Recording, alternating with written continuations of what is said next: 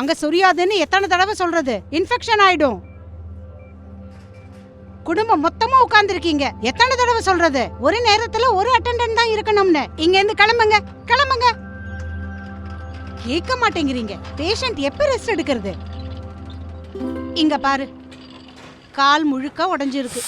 அட, பைக்கை இவ்வளவு வேகமா ஏன் ஓட்டுற? லைஃப் பத்தி கவலை இல்லையா?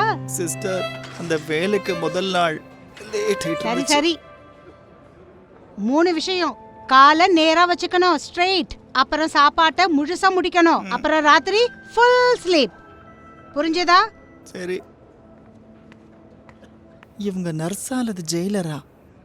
சிஸ்டர் மார்த்தா இங்க ஹெட் நர்ஸ். ரொம்ப ஸ்வீட் இந்த மேம். ஸ்வீட்டா? ஃபோன் யூஸ் பண்ண கூடாது. காலை சொரியாத. எல்லாத்தையும் முடிக்கணும். அக்கா, பக்கத்துல இருக்கும் பேஷண்ட தொல்லை பண்ணாத.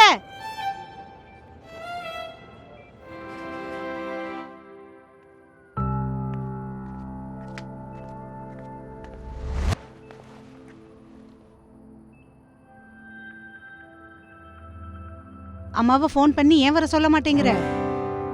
நாளைக்கு வர சொல்லு. கூப்பிட முடியாது. அம்மா தூரத்துல இருக்காங்க, தனியா இன்னொரு ஊர்ல. அவங்க பையனுக்கு இப்படி ஆயிடுச்சுன்னு தெரிஞ்சதுன்னா சரி சரி, தூங்கு. சின்ன வயசுல எனக்கு உடம்பு சரியில்லாம போகும்போது அம்மா தன் கையால ஸ்பெஷல் கிச்சடி பண்ணி கொடுப்பாங்க. அம்மா கையால செஞ்ச அந்த கிச்சடி மருந்த போல வேலை செய்யும். சரி சரி, இப்ப போய் தூங்கு.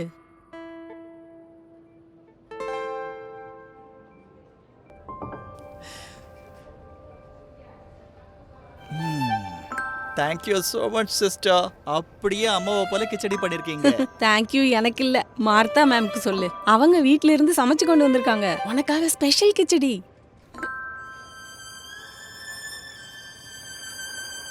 ஆனா மார்த்தா மேம் எப்பவும் ஏன் இவ்வளவு ஸ்ட்ரிக்ட்டா இருக்காங்க? அதான் விஷயமே.